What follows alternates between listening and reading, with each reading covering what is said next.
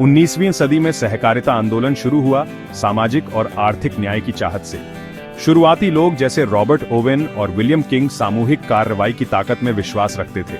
वे शिक्षा को बहुत महत्वपूर्ण मानते थे। उनका मानना था कि ज्ञान लोगों को सशक्त बनाएगा और सहकारिता को मजबूत करेगा। शिक्षा लोगों को अपने खुद के उद्यम चलाने के लिए जरूरी कौशल और समझ देगी। यह सहयोग और आपसी मदद की भावना को बढ़ावा देगा।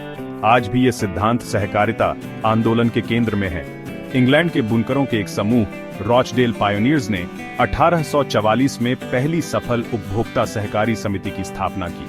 उनके सिद्धांत, जिनमें लोकतांत्रिक नियंत्रण और सदस्यों के लिए शिक्षा शामिल है, दुनिया भर में सहकारिता के लिए एक मॉडल बन गए।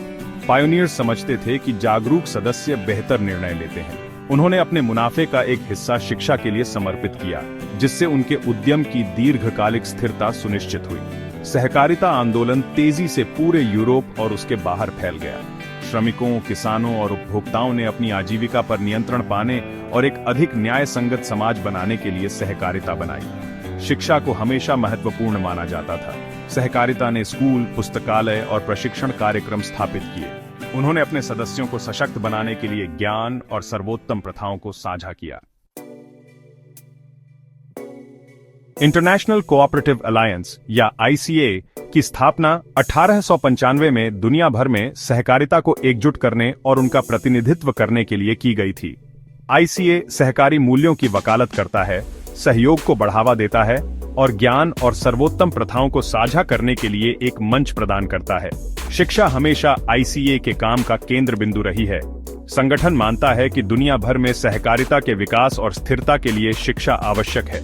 आईसीए शैक्षिक संसाधन विकसित करता है, प्रशिक्षण कार्यक्रम आयोजित करता है और विभिन्न देशों में सहकारी शिक्षा पहल का समर्थन करता है। यह सहकारी शिक्षा के लाभों के बारे में जागरूकता बढ़ाने और राष्ट्रीय शिक्षा प्रणालियों में इसके एकीकरण को बढ़ावा देने के लिए काम करता है। आईसीए दुनिया भर में सहकारी शिक्षकों के बीच ज्ञान और अनुभवों के आदान प्रदान को भी सुगम बनाता है। विभिन्न संदर्भों में सहकारी शिक्षा ने अलग अलग रूप धारण किए हैं। कुछ देशों में इसे औपचारिक शिक्षा प्रणालियों में एकीकृत किया गया है, जबकि अन्य में यह मुख्य रूप से स्वयं सहकारी संगठनों के माध्यम से दिया जाता है। मॉडल चाहे जो भी हो, सहकारी शिक्षा का उद्देश्य व्यक्तियों को सहकारिता में प्रभावी ढंग से भाग लेने और अपने समुदायों में योगदान करने के लिए आवश्यक ज्ञान, कौशल और मूल्यों से लैस करना है। आईसीए वैश्विक स्तर पर सहकारी शिक्षा का समर्थन और प्रचार करने में महत्वपूर्ण भूमिका निभाता रहता है। यह नवाचारों को साझा करने, चुनौतियों का समाधान करने और यह सुनिश्चित करने के लिए एक मंच प्रदान करता है कि सहकारी शिक्षा सहकारिता और उनके सदस्यों की विकसित होती जरूरतों के लिए प्रासंगिक और उत्तरदायी बनी रहे। भारत में सहकारिता का एक लंबा और समृद्ध इतिहास रहा है, जो सदियों पुराना है। आजादी से पहले सहकारी समितियों ने ग्रामीण समुदायों में महत्वपूर्ण भूमिका निभाई। ऋण, कृषि आदान और अन्य आवश्यक सेवाएं प्रदान की। आत्मनिर्भरता और आर्थिक न्याय के प्रबल समर्थक महात्मा गांधी ने सहकारिता को सामाजिक परिवर्तन के एक शक्तिशाली साधन के रूप में देखा। उनका मानना था कि सहकारिता हाशिए पर रहने वाले समुदायों को सशक्त बना सकती है और आर्थिक समानता को बढ़ावा दे सकती है। स्वतंत्रता के बाद भारत सरकार ने राष्ट्रीय विकास में सहकारिता के महत्व को पहचाना। National cooperative union of India या एनसीयूआई की स्थापना 1961 में देश में सहकारिता के लिए शीर्ष निकाय के रूप में की गई थी। एनसीयूआई अपने संस्थानों के नेटवर्क के माध्यम से सहकारी शिक्षा और प्रशिक्षण को बढ़ावा देता है, जिसमें नेशनल कोऑपरेटिव ट्रेनिंग कॉलेज या एनसीटीसी भी शामिल है। 1962 में स्थापित एनसीटीसी सहकारी प्रबंधन, नेतृत्व और विकास पर कई तरह के पाठ्यक्रम और कार्यक्रम प्रदान करता है। इसने भारत में सहकारी पेशेवरों की क्षमता निर्माण में महत्वपूर्ण भूमिका निभाई है। वर्षों से भारत में सहकारी शिक्षा इस क्षेत्र की बदलती जरूरतों को पूरा करने के लिए विकसित हुई है। भाग 4, बिहार में सहकारी शिक्षा, जमीनी स्तर पर विकास को बढ़ावा देना। बिहार अपनी बड़ी ग्रामीण आबादी और कृषि प्रधान अर्थव्यवस्था के साथ सहकारिता की एक मजबूत परंपरा है। सहकारी समितियां राज्य के कृषि और ग्रामीण विकास में महत्वपूर्ण भूमिका निभाती हैं। बिहार स्टेट कोऑपरेटिव यूनियन या बीएससीयू राज्य में सहकारिता के लिए शीर्ष निकाय है।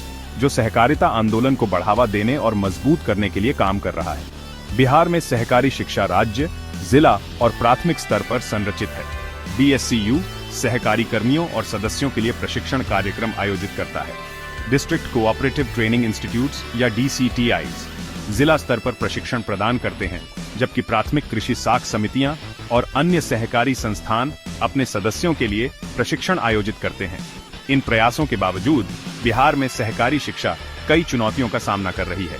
इनमें सीमित बुनियादी ढांचा, योग्य प्रशिक्षकों की कमी और सहकारी शिक्षा के लाभों के बारे में जागरूकता की कमी शामिल है। राज्य में सहकारी शिक्षा को पुनर्जीवित करने की आवश्यकता है। इसे और अधिक प्रासंगिक, सुलभ और प्रभावी बनाना है। भाग 5 निष्कर्ष। सहकारी शिक्षा के माध्यम से बिहार को सशक्त बनाना। सहकारिता आंदोलन में जीवन और समुदायों को बदलने की क्षमता है, खासकर बिहार जैसे ग्रामीण क्षेत्रों में। हालांकि इस क्षमता को साकार करने के लिए सहकारी शिक्षा और प्रशिक्षण में एक मजबूत नींव आवश्यक है। व्यक्तियों को सशक्त बनाने, सहकारिता को मजबूत करने और सतत विकास को बढ़ावा देने के लिए जमीनी स्तर की शिक्षा महत्वपूर्ण है। सहकारी शिक्षा के बुनियादी ढांचे को मजबूत करने, नवीन प्रशिक्षण कार्यक्रम विकसित करने और सहयोग के लाभों के बारे में जागरूकता बढ़ाने पर प्रयासों को केंद्रित किया जाना चाहिए। सहकारी शिक्षा में निवेश करके हम बिहार और उसके लोगों के लिए एक अधिक न्याय संगत और समृद्ध भविष्य में निवेश करते हैं।